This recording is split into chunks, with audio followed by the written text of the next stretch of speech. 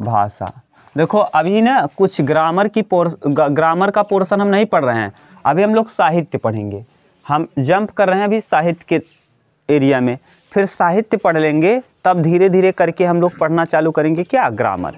तो वहाँ हम लोग देखेंगे अक्षर क्या है, न क्षरति इति अक्षर है जिसका कभी नाश न हो, स्वर क्या होता है, व्यंजन, वो सब ग्रामर का पोर्शन है। ठीक भाई, बोलो कहीं दिक्कत नहीं ना। भाषा, अब भाषा क्या है, भाषा संचार का एक माध्यम है जिसके द्वारा हम अपने विचारों का क्या करते हैं, आदान प्रदान करते हैं। भाषा क्या है, संचार का एक माध्यम है, संचार का एक माध्यम है, एक माध्यम है जिसके द्वारा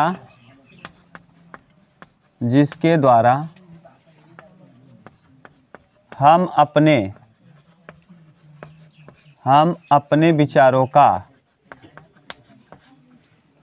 अपने विचारों का आदान प्रदान करते हैं।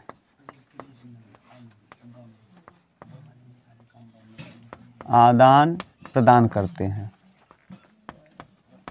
भाषा संचार का एक माध्यम है जिसके द्वारा हम अपने विचारों का आदान प्रदान करते हैं।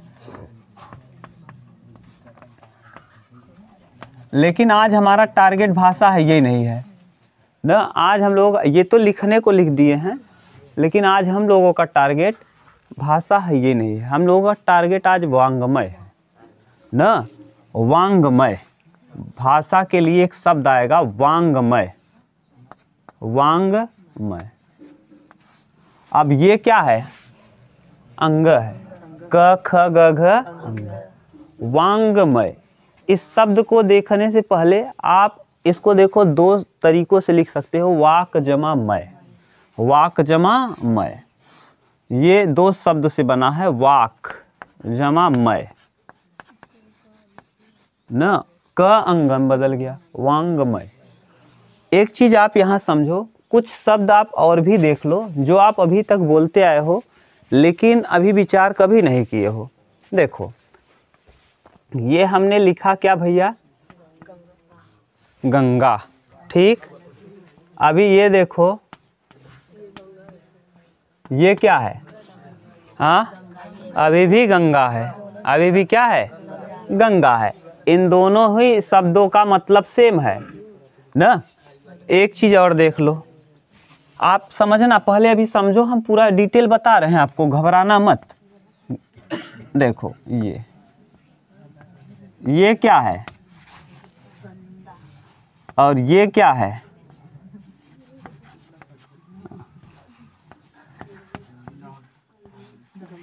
गंभीर। एक चीज ये बताओ, आप ध्यान से बताना, इस बिंदी को आप क्या पढ़ रहे हो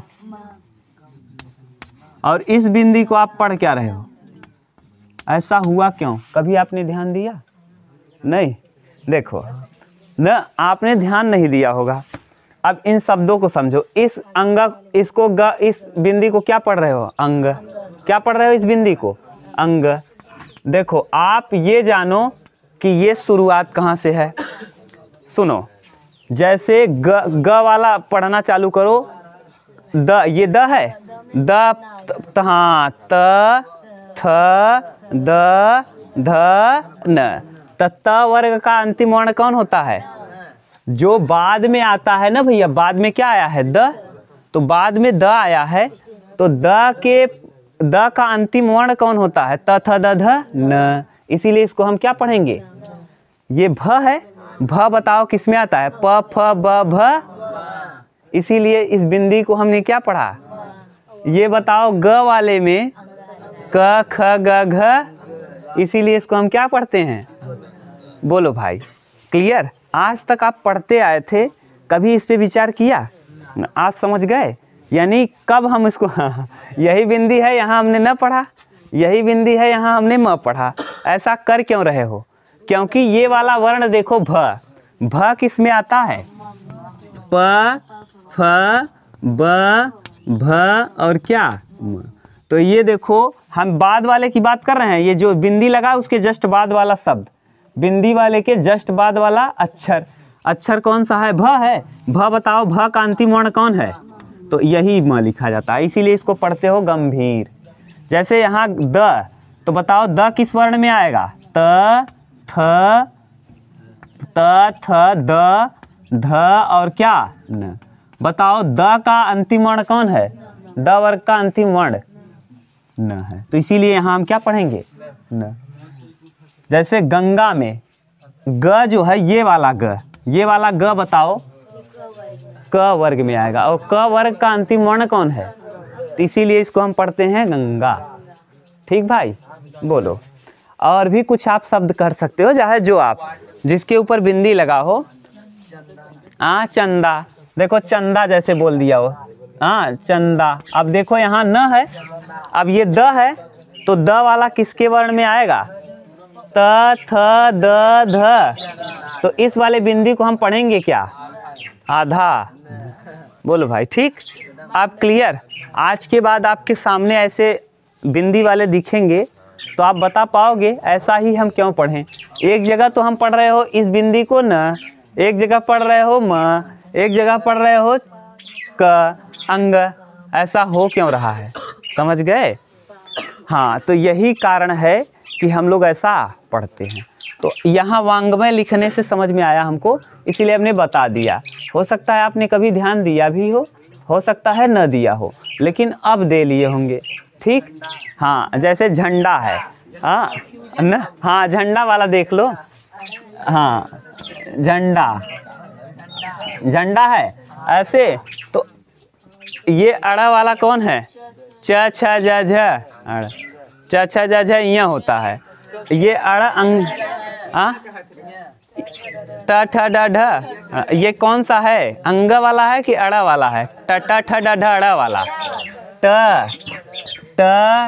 ठ, ड, ये ड है, डमरू। ड, ठ, ड, ढ, अड़, यानी यही, इसीलिए इसको हम आधा अड़ा पढ़ते हैं। ये वाला अड़ा वाला है, ये अड़ा वाला है, समझ गए? झंडा। कंपनी,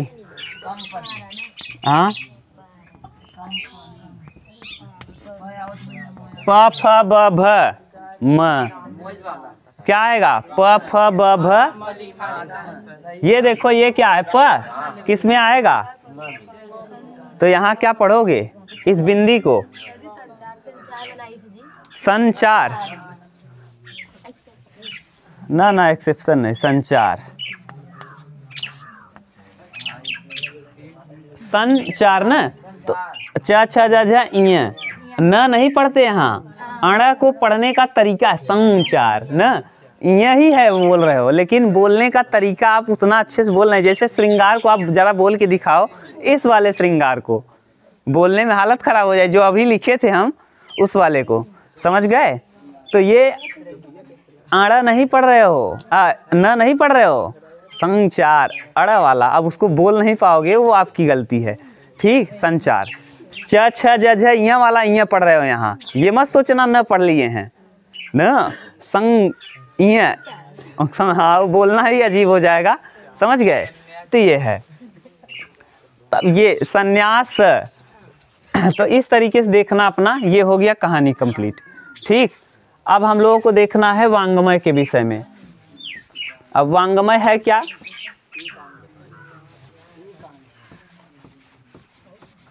वांग्मय क्या है? चलो लिखो वांग्मय।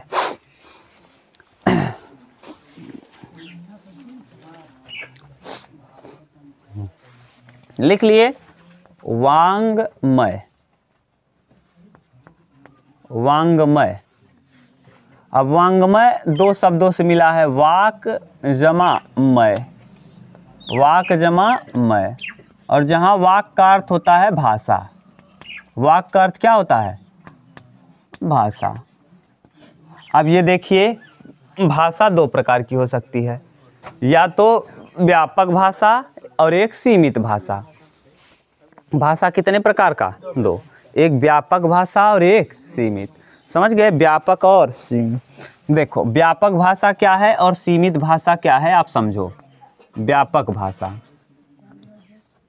व्यापक भाषा, और एक होता है सीमित।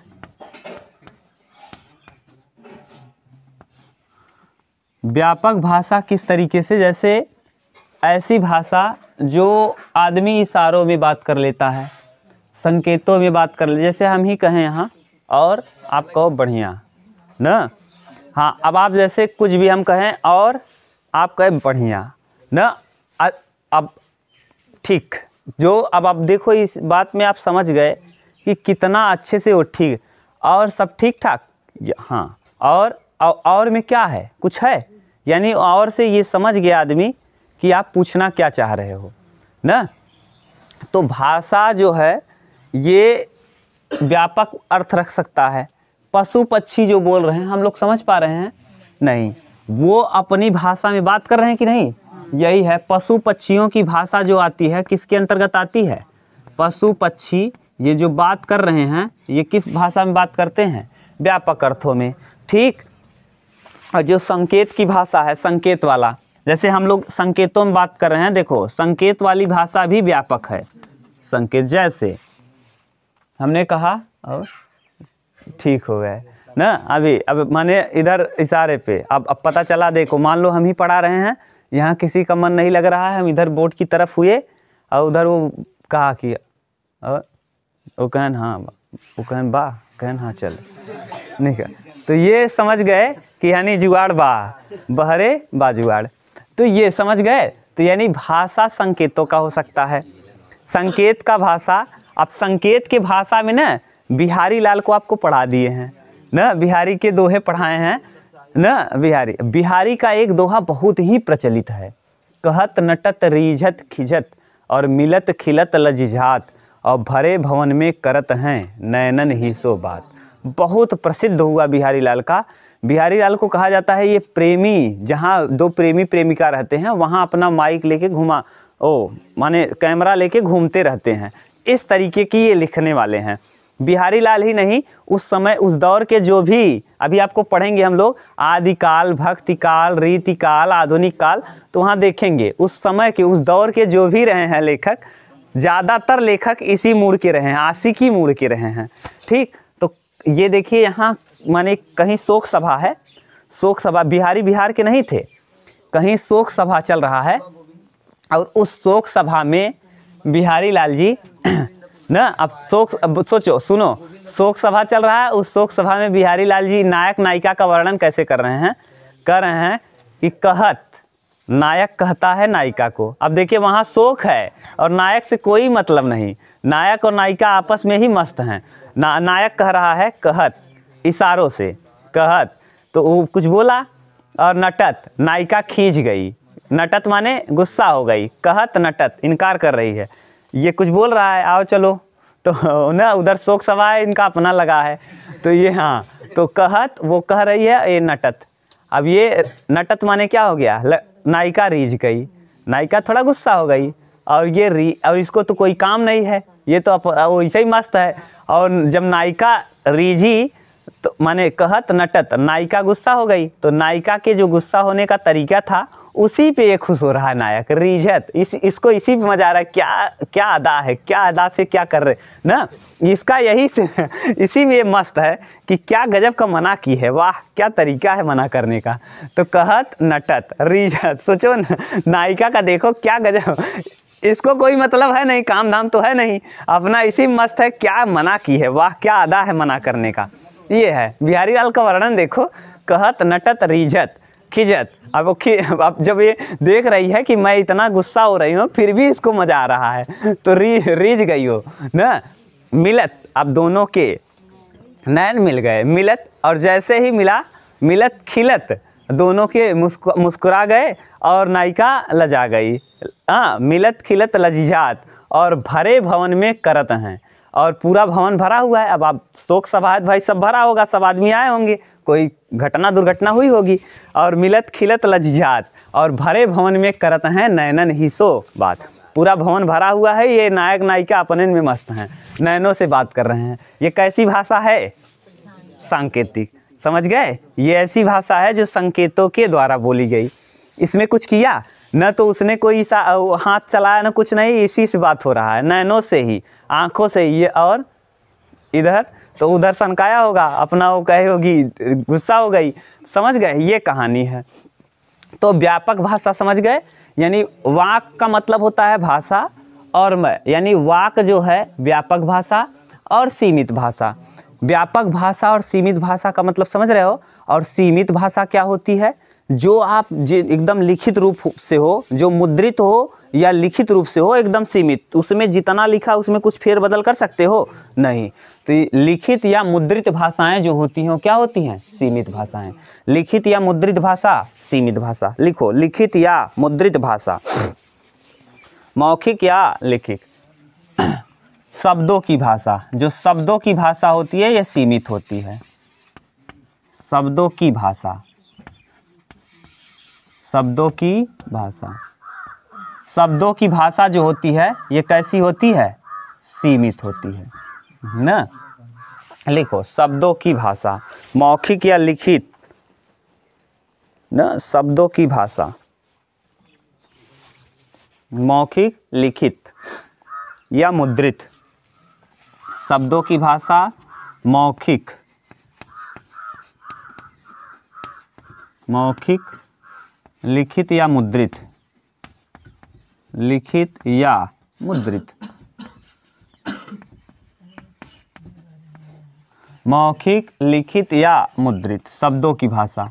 जो शब्दों की भाषा होगी या तो मौखिक भाषा होगी, जैसे हम कहें और, तो आप कहोगे ठीक, ये संकेत वाला था। यहाँ मौखिक, मौखिक मतलब जो हम लोग साक्षात कर रहे हैं, मौखिक रूप से पूछ रहे हैं, जो हम आपको बोल रहे हैं अभी, ये लिखे नहीं, जो बता रहे हैं मौखिक ही बता रहे हैं।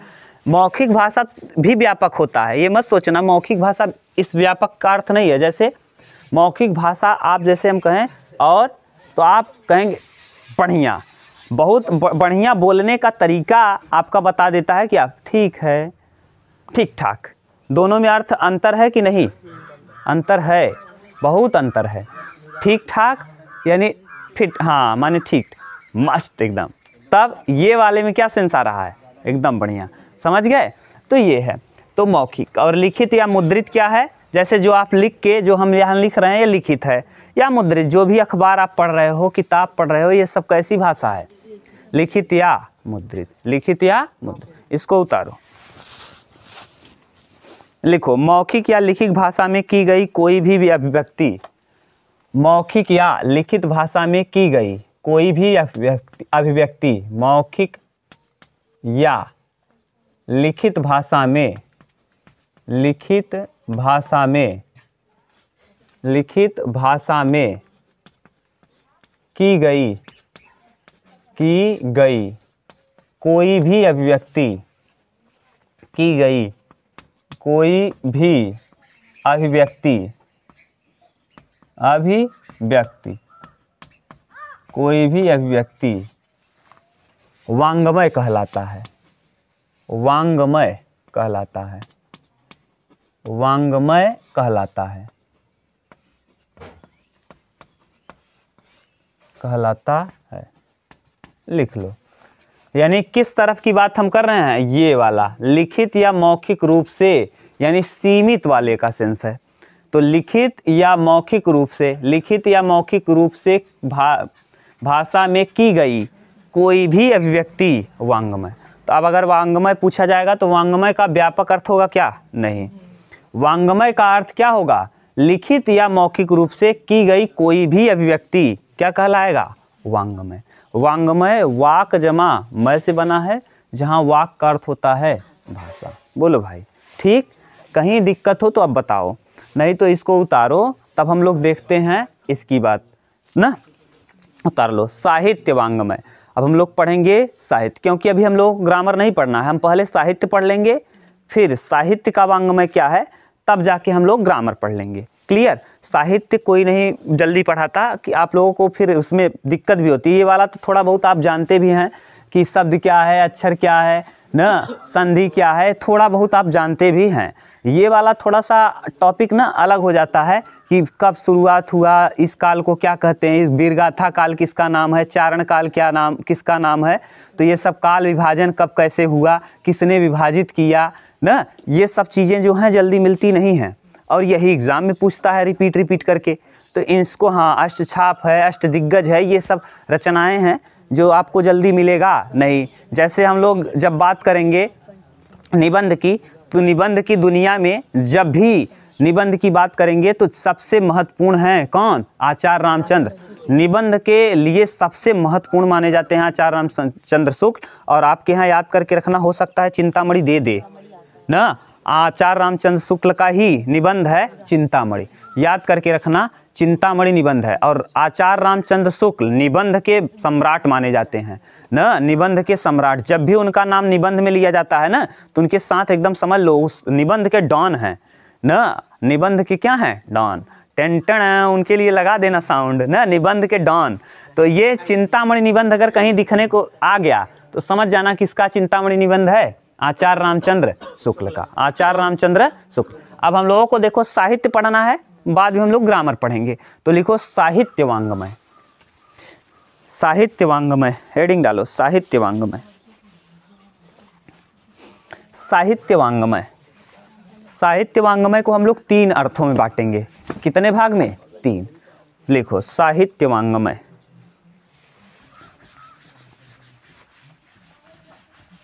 साहित्य वांग्मय,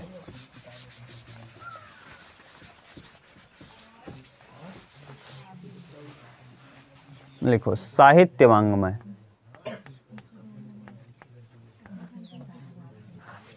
यहाँ, अरे उसको हम पढ़ाएंगे, आप घबराओ मत, आचार्य रामचंद्र शुक्ल का सब लिखा देंगे।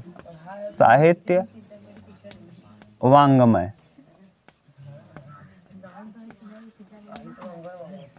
आचार्य रामचंद्र शुक्ल का निबंध है चिंतामणि, बहुत इंपॉर्टेंट है साहित्य वांग्मय ना। साहित्य वांग्मय 3 प्रकार के। साहित्य वांग्मय को हम कितने भाग में बांटेंगे? 3 ना, वार्ता, शास्त्र और साहित्य। लिखो वार्ता, शास्त्र और साहित्य। वार्ता, वार्ता, शास्त्र और साहित्य। शास्त्र और साहित्य, वार्ता, शास्त्र और साहित्य। और अब इसमें भी हम लोगों को क्या पढ़ना है? साहित्य। अभी हम समझा दे रहे हैं इन सबको, लेकिन मेन हमको क्या पढ़ना है? साहित्य पढ़ना है। क्यों? आप लोग साहित्यिक हिंदी पढ़ते हैं, समझ गए? हाँ, तो हम लोगों को मूव करना है यहीं, लेकिन पहले ये समझ लो वार्ता क्या है ना।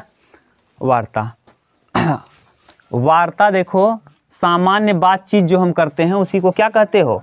वार्ता ना। बातचीतों की जो बात माने, हाँ, बातचीत की जो भाषा होती है उसी, हाँ, बातचीत जिस तरीके से करते हो वही कहलाता है वार्ता। वार्ता में एक चीज़ लिखना भैया, इसमें अर्थ महत्वपूर्ण होता है, अर्थ ज़्यादा महान होता है शब्द की तुलना में। अब इसमें हम बता रहे हैं अर्थ क्यों महत्वपूर्ण हुआ।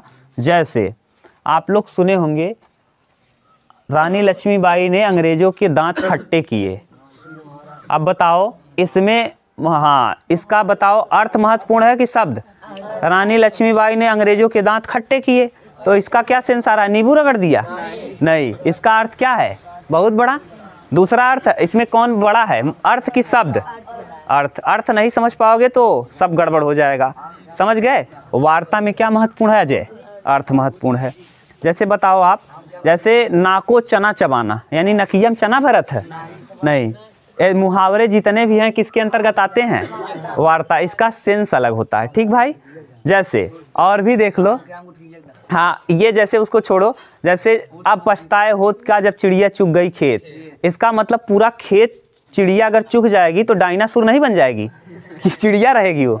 अगर इतनी कोई चिड़िया इतनी महान होगी कि पूरा खेत ही खा गई तो चिड़िया चिड़िया रहेगी कि डायनासोर हो जाएगी ना। अगर ये समझ गए कि पूरा खेत ही चुग गई, चिड़िया पूरा खेत चुग गई, इसका मतलब क्या है?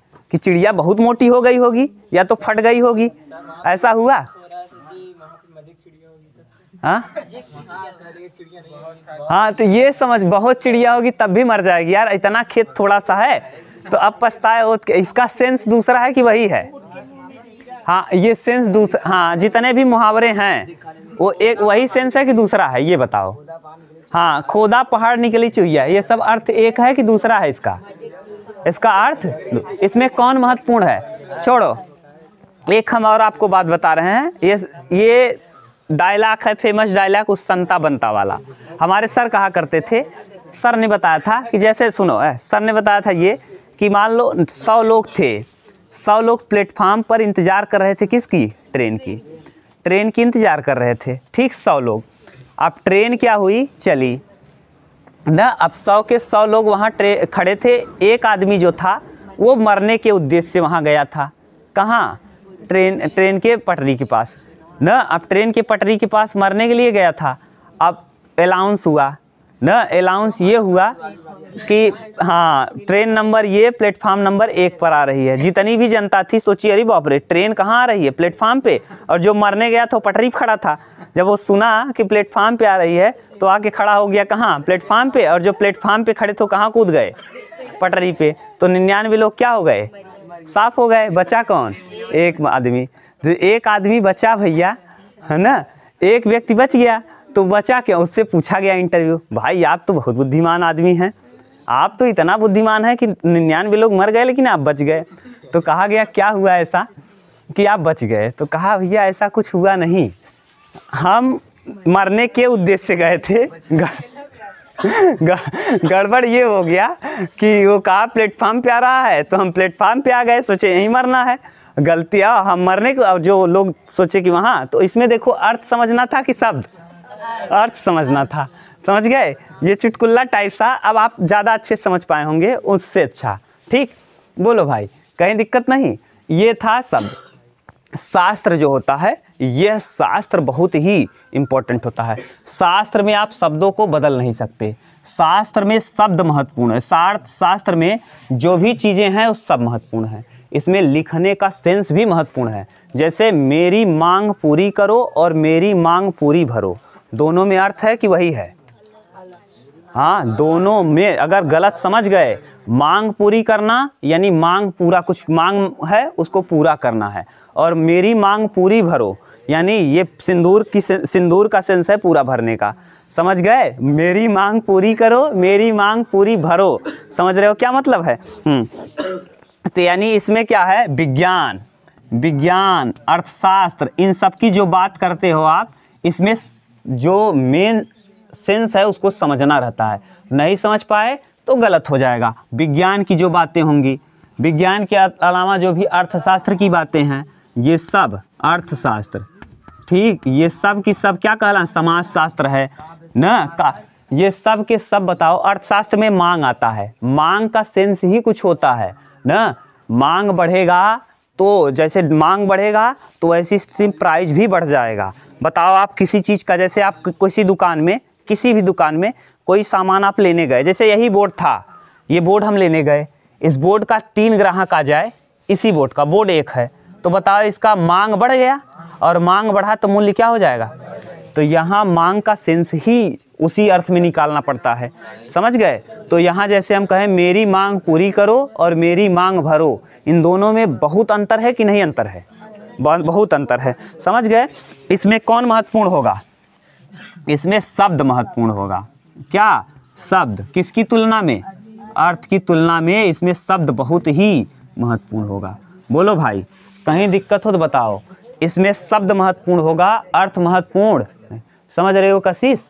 यानी जो शब्द रहेगा वो शब्द एकदम वही शब्द का ही मतलब बहुत बड़ा रहेगा। इसमें अर्थ का मतलब है और इसमें शब्द। जैसे यहाँ हम कहें कि विज्ञान में गुरुत्वाकर्षण, तो गुरुत्वाकर्षण शब्द ही महत्वपूर्ण है कि दूसरा उसका अर्थ है? हाँ, शब्द ही महत्वपूर्ण है। ठीक भाई। ये अगला आ जाओ साहित्य, जिसमें शब्द और अर्थ दोनों ही बराबर हो, जिसमें शब्द और अर्थ का महत्ता बराबर हो। इसमें शब्द और अर्थ दोनों आपस में क्या होते हैं? बराबर। तो शब्द बराबर अर्थ ना, ये मैथमेटिकल अप्रोच है जिससे मैथ पढ़ते हो आप। इसमें देखो अर्थ बड़ा, इसमें शब्द बड़ा, इसमें दोनों बराबर। क्लियर?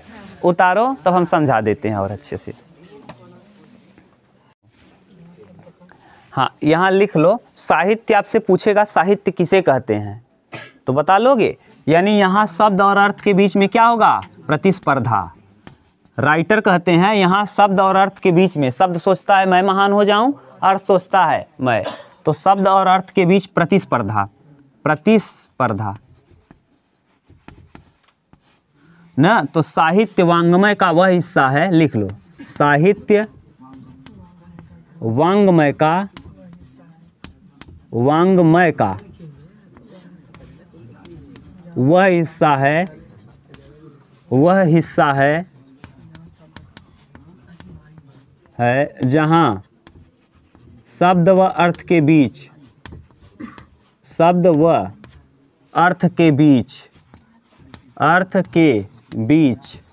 महत्व की प्रतिस्पर्धा होती है।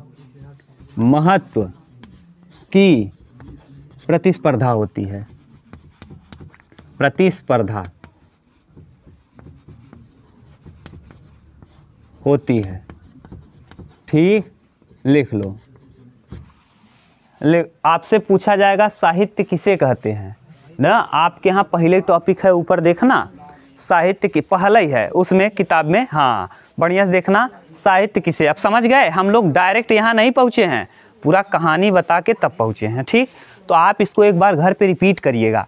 साहित्य वांग्मय का पूरा रिपीट करिएगा जो बताए हैं। साहित्य वांग्मय का वह हिस्सा है जहाँ शब्द और अर्थ के बीच क्या होता है, प्रतिस्पर्धा होता है ना। तो शब्द और अर्थ है, इसी के बीच क्या इतना लिख लोगे तो आप खुद ही बना सकते हो। साहित्य वांग्मय का, किसको हम पढ़ रहे हैं, वांग्मय को। तो साहित्य वांग्मय का वह हिस्सा है जहाँ शब्द और अर्थ के बीच क्या होता है, महत्व की प्रतिस्पर्धा। यानी ये सोचता है मैं महत्वपूर्ण और ये सोचता है मैं। तो साहित्य वांग्मय का वह हिस्सा है जहाँ शब्द और अर्थ के बीच महत्व की प्रतिस्पर्धा होती है। ठीक भाई, ठीक। अब हम लोग देखते हैं वार्ता। ठीक, लिखो वार्ता। वांग्मय का वह हिस्सा, बस करें क्या, वार्ता शास्त्र बहुत बचा है, कल करेंगे। देखो टाइम क्या हुआ, हाँ बस करो, कल हम लोग